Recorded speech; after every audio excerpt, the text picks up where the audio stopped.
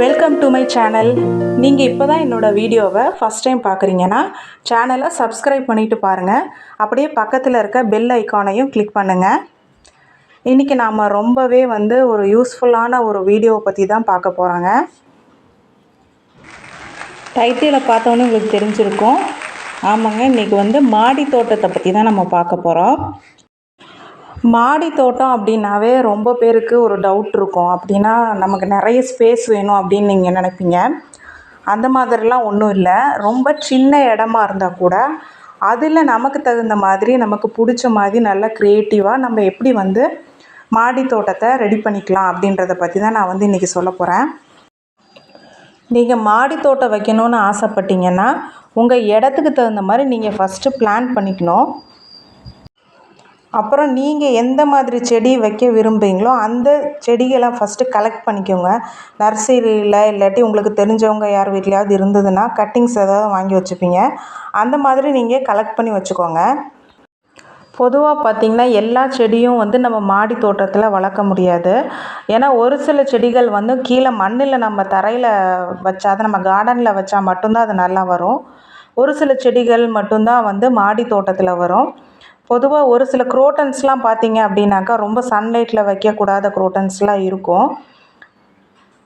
ஒரு சில குரோட்டன்ஸ் மட்டும்தான் நம்ம மாடியில் வைக்க முடியும். இப்போ நீங்கள் இந்த வீடியோவில் பார்க்குறீங்கல்ல, இந்த மாஸ் ரோஸ், டேபிள் ரோஸ் வைக்கலாம். அது மாதிரி இப்போ பாருங்கள், இது இந்த மாதிரி நல்லா கலெக்டிவாக அந்த இடத்த நல்லா நம்ம கொஞ்சம் இடம்னாலும் நம்ம எந்த அளவுக்கு அதை நம்ம ஆர்கனைஸ் பண்ணி வைக்கிறோமோ அந்த அளவுக்கு பார்க்க அழகாக இருக்கும். ஒவ்வொரு செடிக்கும் இந்த மாதிரி குரோட்டன்ஸ்லாம் எந்த குரோட்டன்ஸ் நம்ம மாடியில் நல்லா சன்லைட்டில் வைக்க முடியுமோ அதை மட்டும்தான் வைக்கணும்.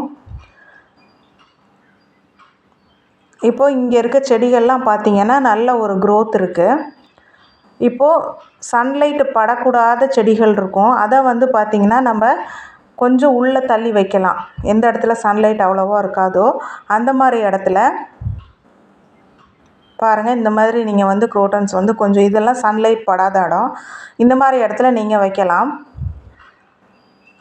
ஆனால் மற்ற செடியெல்லாம் கண்டிப்பாக சன்லைட்டு படுற மாதிரி இடத்துல தான் வைக்கணும். இது மாதிரி நீங்கள் ஆர்கனைஸ் பண்ணி வச்சிங்கன்னா பார்க்குறதுக்கு ரொம்ப அழகாக இருக்கும். இந்த சன்லைட் ரொம்ப முக்கியம். சன்லைட் இருந்தால் தான் ஒரு சில செடிகள் இப்போ டேபிள் ரோஸெல்லாம் நீங்கள் வைக்க விரும்புகிறீங்க அப்படின்னா கண்டிப்பாக சன்லைட் ரொம்ப முக்கியம். சன்லைட் இருந்தது அப்படின்னாக்கா நிறைய பூக்கள் விடும். டேபிள் ரோஸை பற்றின டீட்டெயில்ஸ்லாம் உங்களுக்கு வேணும் அப்படின்னா நான் கீழே டிஸ்கிரிப்ஷனில் லிங்க் கொடுக்குறேன், நீங்கள் அதில் போய் பார்த்துக்கலாம். பாருங்கள், இங்கே நல்லா சன்லைட் இருக்கிறனால தான் பூக்கள் நல்ல பெரிய பெரிய பூவாக இருக்குது பாருங்கள். டேபிள் ரோஸ்க்கு கண்டிப்பாக சன்லைட் இருக்கணும். இந்த மாதிரி ஹேங்கிங் பாட்டிலெல்லாம் கூட நீங்கள் வச்சுக்கலாம். நல்லாயிருக்கும், பார்க்குறதுக்கு நல்லா அட்ராக்டிவாக நல்லாயிருக்கும். இது மாதிரி நீங்கள் சிங்கிள் கலர் வைக்கலாம், இல்லாட்டி மல்டி கலராகவும் ஒரே பிளாஸ்டிக் பாக்ஸ் ஏதாவது இருந்ததுன்னா அதில் வச்சு இந்த மாதிரி நீங்கள் ஹேங்கிங் பண்ணி விட்டிங்கன்னா பார்க்க ரொம்ப அழகாக இருக்கும். பாருங்கள், நல்லா பெரிய பெரிய பூவாக பூத்துருக்கு. அளவான தண்ணி அதே மாதிரி சன்லைட் இருந்தால் இந்த மாதிரி நல்ல பூக்கள் கொடுக்கும். இந்த மாதிரி ஹேங்கிங் பண்ணி வைக்கிறீங்க அப்படின்னா ஸ்பேஸ் உங்களுக்கு அதிகமாக தேவைப்படாது. மாடி தோட்டத்திலே பொதுவாக நமக்கு ரொம்ப ஈஸியாக வளர்க்கக்கூடிய ஒரு செடியில் இந்த டேபிள் ரோஸ், மாஸ் ரோஸ் ரொம்ப பெஸ்ட்டுன்னு சொல்லலாம். பிகினர்ஸ் ஃப்ரெண்ட்லி அப்படின்னு சொல்லுவாங்க இந்த பிளான்ட்டை. ஏன்னா பொதுவாக ரோஸ் இந்த மாதிரிலாம் வச்சு வளர்க்கும் போது நம்மளுக்கு ரொம்ப கஷ்டமாக இருக்கும் வளர்க்குறதுக்கு. அது மெயின்டெனன்ஸ் அதிகமாக இருக்கும். அது கரெக்டான உரம்லாம் போடணும். ஆனால் இந்த டேபிள் ரோஸ் அப்படி இல்லை. ரொம்ப கொஞ்சம் மண் இருந்தால் போதும். நல்ல பராமரிப்பு, நல்லா தண்ணி ஊற்றி நல்லா சன்லைட் இருக்கிற இடத்துல வச்சாவே போதும், நல்ல ஒரு க்ரோத் இருக்கும்.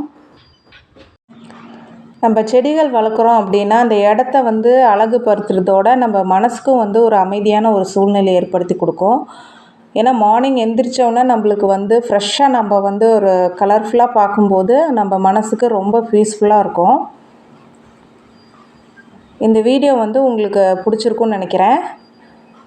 பிடிச்சவங்க கமெண்ட் பாக்ஸில் கமெண்ட் பண்ணுங்கள். அப்படியே வீடியோ வந்து லைக் பண்ணுங்கள், ஷேர் பண்ணுங்கள்.